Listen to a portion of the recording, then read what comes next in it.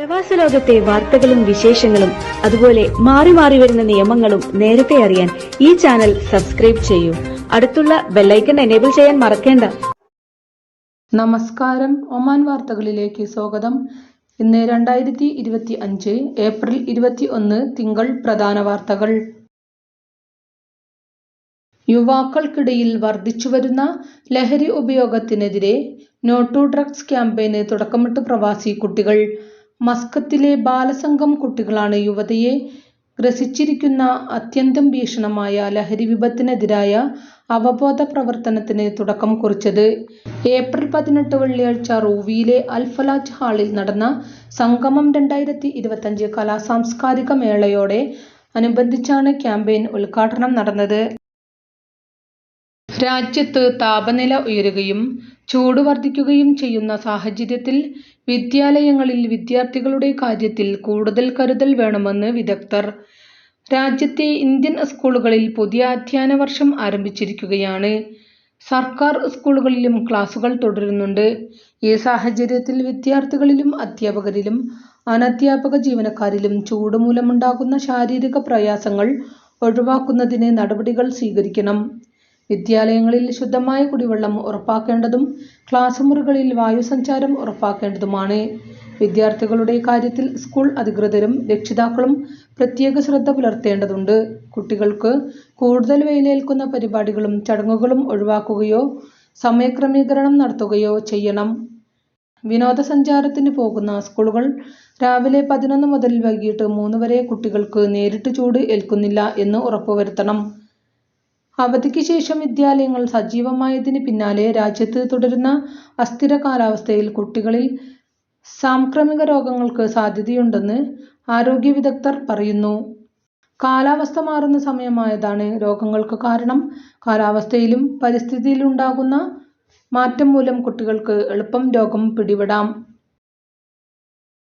Oman പൈതൃക വിനോദസഞ്ചാര മന്ത്രാലയത്തിന് കീഴിൽ ലോക പൈതൃക ദിനം ആഘോഷിച്ചു.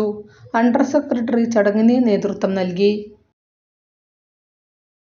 ഒമാനിൽ ആരോഗ്യ ഇൻഷുറൻസ് സേവനങ്ങൾ കാര്യക്ഷമമാക്കുന്നതിന് ഫിനാൻഷ്യൽ സർവീസസ് അതോറിറ്റി ദമാനി സംവിധാനത്തിന് തുടക്കം കുറിച്ചു.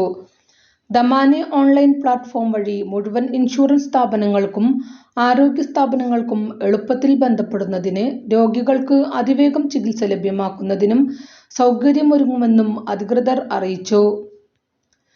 ദമാനി പൂർണ്ണ പ്രവർത്തന സജ്ജമായാൽ 50 ലക്ഷം പേർക്ക് ആരോഗ്യ പരിരക്ഷാ സേവനങ്ങൾ ലഭിക്കുമെന്ന് ക്യാപിറ്റൽ മാർക്കറ്റ് അതോറിറ്റിയും നേരത്തെ അറിയിച്ചിരുന്നു. ഒമാനികളും പ്രവാസികളും അവരുടെ കുടുംബങ്ങളും ഇതിൽപ്പെടും. വിനോദസഞ്ചാരികളെയും സന്ദർശകരെയും ആരോഗ്യ ഇൻഷുറൻസിന്റെ ഭാഗമാക്കും. നിർബന്ധിത ആരോഗ്യ ഇൻഷുറൻസ് പദ്ധതി പ്രാബല്യത്തിൽ വരുത്തുന്നതിന് ആവശ്യമായ എല്ലാ നിയമമാർഗനിർദ്ദേശങ്ങളും നിലവിൽ വരുത്തേണ്ടതുണ്ടെന്ന് അധികൃതർ വ്യക്തമാക്കുന്നു. നിയമനിർമ്മാണവും നിയമഭേദഗതിയും ആവശ്യമാണ്.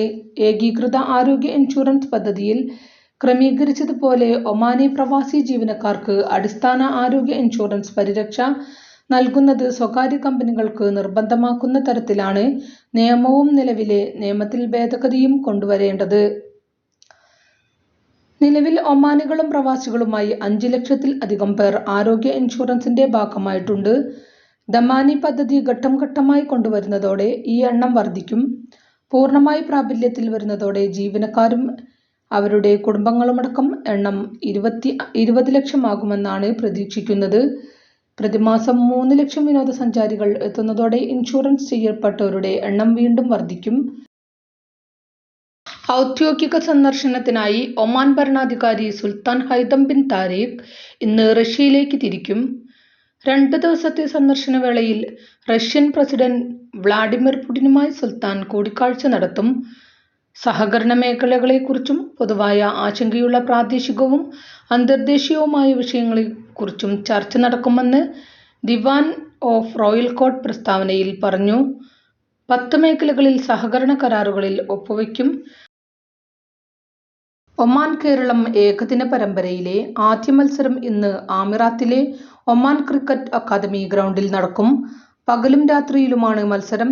ഉച്ചയ്ക്ക് 2 മണിക്ക് കളി ആരംഭിക്കും. സ്റ്റേഡിയത്തിൽ കാണികളെ അനുവദിക്കും. ടൂർണമെന്റിനായി മസ്കത്തിലെത്തിയ കേരള ടീം ഇന്നലെ നെറ്റ്സിൽ പരിശീലനം നടത്തി. ഒമാൻ ടീം നേരത്തെ തന്നെ മസ്കത്തിൽ ക്യാമ്പ് ആരംഭിക്കുകയും പരിശീലനം നടത്തിവരികയും ചെയ്യുകയായിരുന്നു. വടക്കൻ ബാത്തിന ഗവർണറേറ്റിലെ സൊഹാർ വിലായത്തിൽ വാഹനമോഷണവുമായി ബന്ധപ്പെട്ട് 2 പ്രവാസികളെ റോയൽ ഒമാൻ പോലീസ് അറസ്റ്റ് ചെയ്തു. മൊവൈലിഹ് പ്രദേശത്ത് നിന്നും വാഹനം മോഷ്ടിച്ച സംഭവത്തിൽ പാകിസ്ഥാൻ സ്വദേശികളാണ് പിടിയിലായത്. ഇവർക്കെതിരെ നിയമ നടപടികൾ സ്വീകരിച്ചു വരികയാണെന്ന് പോലീസ് ഓൺലൈൻ പ്രസ്താവനയിൽ അറിയിച്ചു. വേനൽ അവധിക്കാലവും ബലിപെരുന്നാളും ഒരുമിച്ചെത്തുന്നതിനാൽ ഇത്തവണ പ്രവാസികൾക്ക് നാടണയാൻ വലിയ ചെലവ് വരും. കേരളം ഉൾപ്പെടെ ഇന്ത്യയിലേക്കുള്ള ടിക്കറ്റ് ബുക്കിംഗുകൾ വർധിച്ചതോടെ വിമാന കമ്പനികൾ നിരക്ക് 6 ഇരട്ടി വരെയാണ് വർധിപ്പിച്ചിരുന്നത്. ജൂൺ ആദ്യവാരത്തിലാണ് ഒമാനിൽ വേനലവധി ആരംഭിക്കുക. ജൂൺ 2ാം വാരത്തിലാണ് പെരുന്നാളെത്തുന്നത്. മെയ് പകുതി മുതൽ തന്നെ ടിക്കറ്റ് നിരക്ക് ഉയർന്നു തുടങ്ങും. ജൂൺ 3ാം വാരം ആകുമ്പോഴാണ് പിന്നീട് നിരക്കിൽ നേരിയ കുറവ് വരുന്നത്. ഇതിനിടെയെത്തുന്ന ബലിപെരുന്നാൾ അവധി ദിനങ്ങളിൽ നാട്ടിലേക്കുള്ള നിരക്ക് നിലവിലെ നിരക്കിനെ അപേക്ഷിച്ച് 10 ഇരട്ടി വരെയാണ്. ഇപ്പോൾ തന്നെ ടിക്കറ്റ് എടുത്താലും ഈ നിരക്ക് നൽകേണ്ടി വരും. വരും ദിവസങ്ങളിൽ നിരക്കിനിയും ഉയർന്നേക്കാമെന്നാണ് ട്രാവൽ മേഖലയിലുള്ളവർ പറയുന്നത്. ജൂൺ ആദ്യവാരം മുതൽ 3ാം വാരം കഴിയുന്നതുവരെ 100 റിയാലിന് മുകളിലാണ് ഒമാനിൽ നിന്ന് കേരളത്തിലേക്കുള്ള ടിക്കറ്റ് നിരക്കുകൾ. കോഴിക്കോട്, കൊച്ചി, തിരുവനന്തപുരം, കണ്ണൂർ സെക്ടറുകളിലേക്കെല്ലാം മസ്കത്തിൽ നിന്നും സലാലയിൽ നിന്നും ഈ ദിവസങ്ങളിൽ 100 റിയാലിന് മുകളിൽ നൽകണം. മംഗലാപുരം അടക്കമുള്ള അയൽ സംസ്ഥാനങ്ങളിലെ സമീപ വിമാനത്താവളങ്ങളിലേക്കുള്ള നിരക്കും ഏറെക്കുറെ സമാനമാണ്. എയർ ഇന്ത്യ എക്സ്പ്രസ്, സലാം എയർ, ഇൻഡിഗോ എന്നീ ബജറ്റ് വിമാനങ്ങളിൽ തന്നെ ഉയർന്ന നിരക്കാണ്. ഇതിനേക്കാൾ ഉയർന്ന തുക നൽകണം ഒമാൻ എയറിൽ ടിക്കറ്റ് ലഭിക്കാൻ. ബലിപെരുന്നാൾ ദിവസങ്ങളിൽ നിരക്ക് 200 റിയാലിന് മുകളിൽ വരെ എത്തും.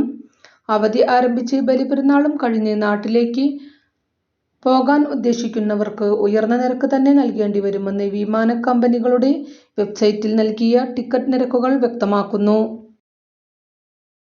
ഒമാനിലേക്ക് നുഴഞ്ഞുകയറാൻ ശ്രമിച്ച 13 എത്യോപ്യൻ പൗരന്മാരെയും അവരെ സഹായിച്ച 3 ഒമാനി പൗരന്മാരെയും റോയൽ ഒമാൻ പോലീസ് അറസ്റ്റ് ചെയ്തു.